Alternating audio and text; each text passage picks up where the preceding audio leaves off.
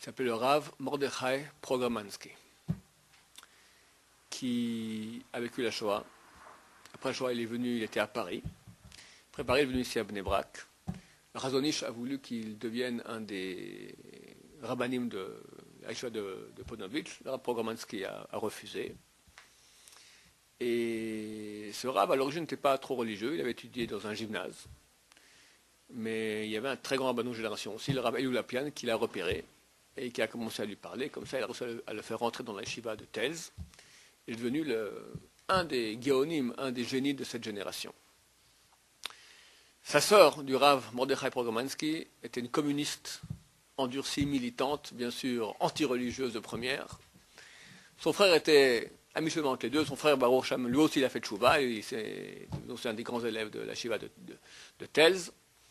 Avec les années, le Rav Mordechai a réussi à influencer sa sœur, et elle aussi, elle a fait tchouva. Et quand il a voulu faire un peu d'ordre chez elle à la maison, il a pris tous les livres qui n'étaient pas cachers, et il en avait beaucoup, et il les a mis dehors, mais pas avec les mains.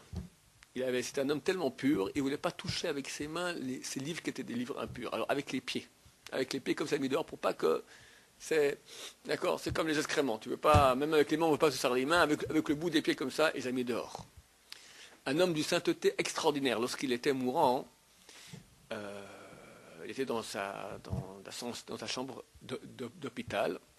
Quand rentrait une infirmière, s'il était seul dans la chambre, et elle et lui, il y a peut-être, c'est même pas évident, une situation de yichoud, on n'a pas le droit d'être dans une chambre avec une femme fermée, il se mettait à trembler tout son corps. Il est en train d'agoniser.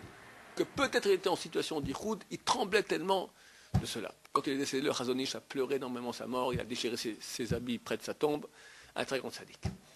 Nous, francophones, on a à voir un peu avec lui, parce que, comme je dis, après la Shoah, il habitait Paris. Il n'était pas marié. Et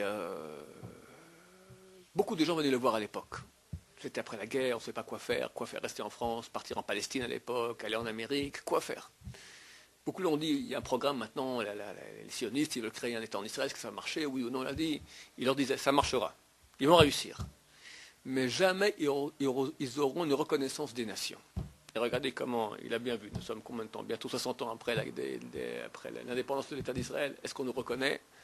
Et d'après le Rav Pogomansky, on ne nous reconnaîtra jamais, qu'à l'époque messianique, où là enfin tout le monde reconnaîtra la vérité de Dieu. Mais dans Hachem, très bientôt.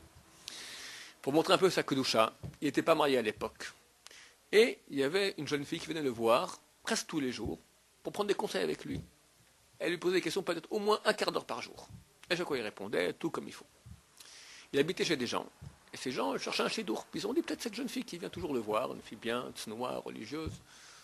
Alors ils vont le voir. Il dit, écoutez, on a un chidour pour vous. Ok, dites-moi de qui il s'agit. C'est la jeune fille qui vient tous les jours vous voir pendant un quart d'heure.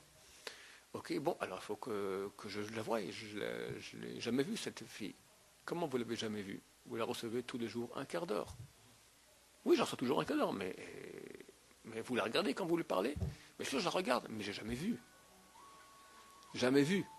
Ça veut dire que il lui parle comme ça, mais tellement cet homme est saint, il arrive à la voir sans la voir. Comment on fait? J'ignore. Un rave en France, cette génération. À Paris. Bonne journée.